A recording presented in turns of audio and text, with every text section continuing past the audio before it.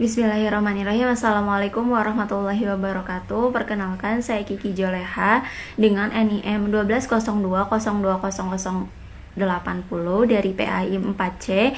Izin menyampaikan resum mata kuliah Psikologi Belajar dengan judul materi implikasi motivasi belajar dalam pembelajaran. Jadi yang pertama kita bahas adalah jenis atau sifat motivasi. Jenis atau sifat motivasi ada dua. Yang pertama adalah motivasi intrinsik dan yang kedua adalah motivasi ekstrinsik. Motivasi intrinsik adalah motivasi yang berasal dari dalam diri individu.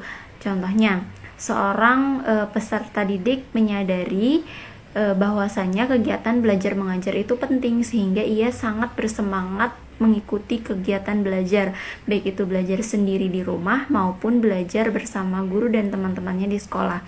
Nah, ini adalah motivasi intrinsik ya, berasal dari dalam diri peserta didik itu sendiri tanpa dipengaruhi unsur dari luar. Terus yang kedua, motivasi ekstrinsik. Nah, ini adalah motivasi dari luar diri siswa atau peserta didik. Contohnya, seorang pendidik memberikan motivasi di depan kelas, memberikan semangat kepada peserta didiknya supaya mereka giat dalam belajar misalnya. Nah, itu disebut juga motivasi ekstrinsik, motivasi yang berasal dari luar diri peserta didik. Nah, sekarang kita akan membahas cara untuk memberikan motivasi dalam kegiatan belajar mengajar di sekolah. Di antaranya adalah yang pertama, pemberian hadiah.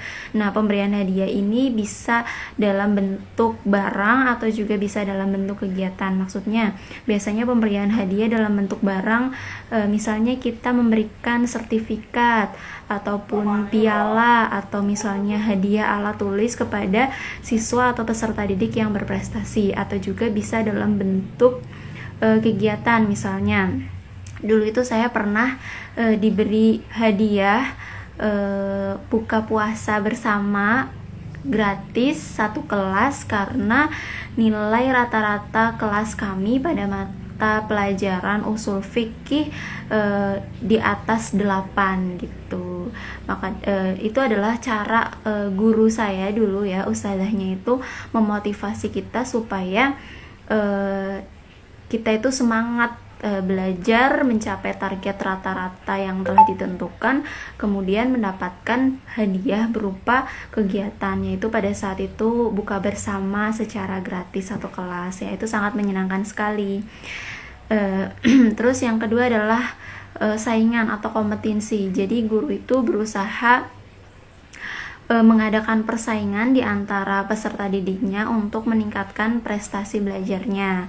Terus yang ketiga adalah memberikan pujian. Misalnya peserta didik yang berhasil mempresentasikan sesuatu ya dengan baik, dia diberi pujian misalnya, sangat hebat atau bagus sekali nak, kayak gitu ya. Terus juga bisa dalam bentuk hukuman. Nah, hukuman yang diberikan kepada peserta didik ini biasanya apabila peserta didik itu melakukan sebuah kesalahan. Ini juga merupakan pemberian motivasi supaya apa? Supaya dia tidak mengulanginya lagi, dan sebagai motivasi bagi teman-temannya supaya tidak mencontoh hal atau keburukan yang dilakukan oleh peserta didik yang tadi.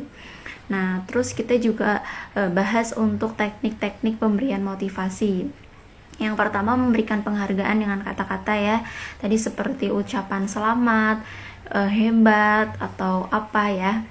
Nah, itu dengan kata-kata verbal. Terus juga bisa kita memberikan motivasi dengan memberikan nilai ya, nilai ulangan. Misalnya kita mengajar mata pelajaran PAI, terus mereka UAS, kita membacakan nilai ulangan di depan kelas, terus yang mendapatkan nilai tertinggi maju dan diberi apresiasi atau diberi tepuk tangan. Nah, itu juga termasuk motivasi ya. Terus yang ketiga ada menumbuhkan rasa ingin tahu dalam diri peserta didik. Contohnya, misalnya kita mau membahas tentang sejarah Islam. Nah, kita mulai dulu dari pertanyaan-pertanyaan atau pernyataan yang menarik supaya peserta didik kita itu merasa antusias ya, tertarik dengan pembahasan yang akan dibahas, seperti itu. Terus yang Empat, bisa juga dengan mengadakan permainan atau games ya. Ini juga lumayan efektif untuk membangun motivasi atau semangat belajar siswa di kelas. Terus yang kelima adalah proses pembelajaran yang menarik. Jadi seorang guru itu harus kreatif mengemas materi pembelajarannya dengan proses dan kegiatan-kegiatan yang menarik supaya peserta didik itu semangat dan termotivasi untuk mengikuti kegiatan belajar mengajar kita di kelas. Terus yang keenam terakhir adalah menumbuhkan persaingan dari dalam diri siswa. Jadi kita bentuk siswa-siswa kita itu kompetitif ya, mungkin dengan mengadakan games atau apa, tebak-tebakan atau apa gitu ya, dikemas sekreatif mungkin supaya mereka saling berkompetisi untuk mencapai nilai terbaik, untuk menjawab soal misalnya.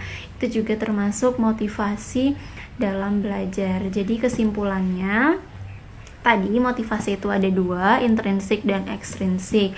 Kalau intrinsik itu berasal dari dalam diri siswa itu sendiri. Kalau misalnya yang ekstrinsik itu berasal dari luar, bisa juga dorongan oleh guru, orang tua, rekan ya, misalnya lihat temennya yang udah bagus nilainya, maka seorang individu itu terinspirasi atau termotivasi untuk lebih giat lagi belajar kayak gitu. Itu juga termasuk motivasi ekstrinsik atau dari luar diri siswa. Lalu teknik-teknik motivasi ada banyak yang tadi telah disebutkan, diantaranya adalah memberikan penghargaan atau reward, atau juga bisa dengan punishment, terus juga bisa memberikan nilai ulangan ya, terus juga bisa mengadakan games atau permainan. Sekian resume materi dari saya. Terima kasih. Wassalamualaikum warahmatullahi wabarakatuh.